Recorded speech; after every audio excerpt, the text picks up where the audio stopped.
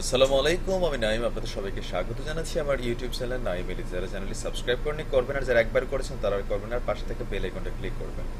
তো দর্শক, আমি আপনাদের সামনে আজকে যে সেনসেশনাল নিউজটা নিয়ে আসছি, আপনারা নিশ্চয়ই ইতিমধ্যে জেনেই গেছেন যে আমাদের বাংলাদেশের একজন সুপরিচিত ফেসবুক সোশ্যাল মিডিয়া সব জায়গায় ব্যারিস্টার সাইদুল হক সুমন ভাই, তার নামে আজকে একটি মামলা হয়েছে। আর এই মামলাটির কারণ হচ্ছে যে গত কিছুদিন আগে প্রিয়া সাহা নামক এক হিন্দু বৌদ্ধ খ্রিস্টান ঐক্য পরিষদের সাধারণ সম্পাদক যে মহিলা ছিলেন, তিনি ডোনাল্ড ট্রাম্পের সামনে বাংলাদেশ নিয়ে মিথ্যে এক ধরনের অভিযোগ করেছিলেন। তো তার এগেনস্টে বেসিক্যালি ফেসবুক লাইভে এসে সুমন ভাই এটা বলেন যে আগামী রবিবার তার বিরুদ্ধে রাষ্ট্রদ্রোহী মামলা করা হবে, আমরা যাতে তার সাথে থাকি। তো তার এই ধারাবাহিকতায় তিনি বেসিক্যালি রবিবার আপনার মামলা দায়ের করেছিলেন সুপ্রিম কোর্টে। তো ম্যাজিস্ট্রেট এই মামলাটি খারিজ করে দিয়েছিলেন। এরপর দিনই তার ফেসবুক পেজে একটা বিভ্রান্তিকর পোস্ট আসে হিন্দু ধর্মাবলম্বীদের উপরে, যে হিন্দু ধর্মাবলম্বী বর্বর নির্ভর এরকম ধরনের।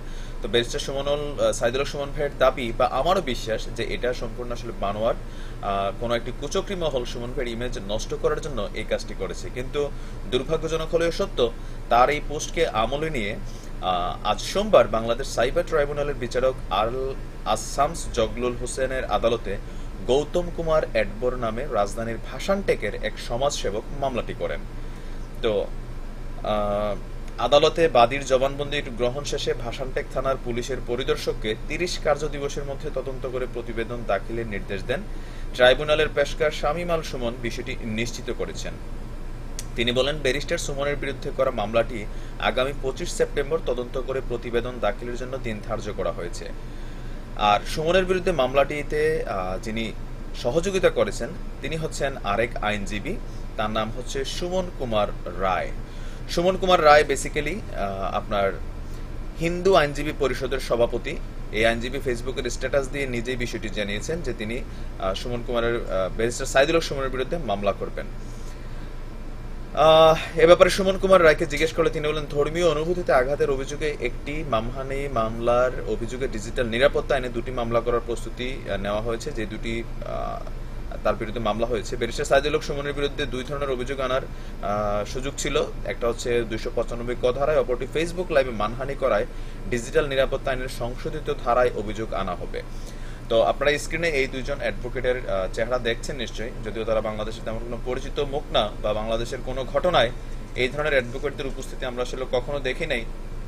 তো আজকে তারা আবার এই কথাটাও বলেছেন যে এই মামলাটা বেসিক্যালি প্রিয়া সাহার যে বক্তব্য বা প্রিয়া সাহার বিরুদ্ধে ব্যারিস্টার সুমন ভাই যে রাষ্ট্রদ্রোহী মামলা করেছেন, এটার কাউন্টার মামলা হিসেবে মামলাটা না, এটা হচ্ছে হিন্দু ধর্মের অনুভূতিতে আঘাত আনার জন্য বেসিক্যালি এই মামলাটা করা হয়েছে।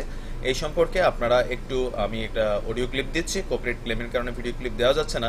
যিনি মামলাটি করেছিলেন, যিনি আপনার প্রথমে মামলাটি আপনার দায়ের করেছেন ভাসান থেকে, তো তার যেই জবানবন্দিটা মানে গৌতম কুমার এডবরের জবানবন্দির অডিও ক্লিপটা আমি আপনাদের শোনাচ্ছি, আপনারা শুনবেন।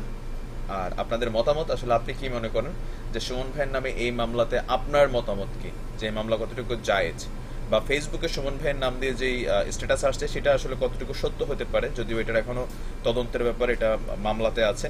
আপনার মতামতটি আপনি ব্যক্তিগতভাবে কমেন্টে জানিয়ে যাবেন। ভালো থাকবেন, সুস্থ থাকবেন। আসসালামু আলাইকুম। দেখেছেন যে কিছুদিন আগে কোর্টের আইনজীবী সাইদুল হক সুমন সাহেব, তিনি আমাদের সনাতন ধর্মকে নিয়ে কুরুচিকর এবং আপত্তিকর মন্তব্য করেছেন।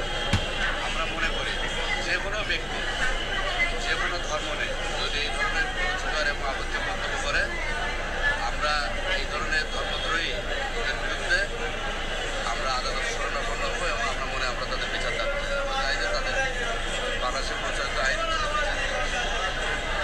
আমাদের দাবি। তো এটার জন্যই আমরা এই ধর্ম অনুভূতিতে আঘাত আনার জন্যই আমরা তার বিরুদ্ধে আমরা ২৯৫ ক ধারায় আমরা ফিনাল করে এবং ৫৭ ডিজিটাল আইনে, যেটা তথ্য প্রযুক্তি আইনে আমরা একটা মামলা, সেটা মামলায় প্রস্তুতি নিচ্ছি।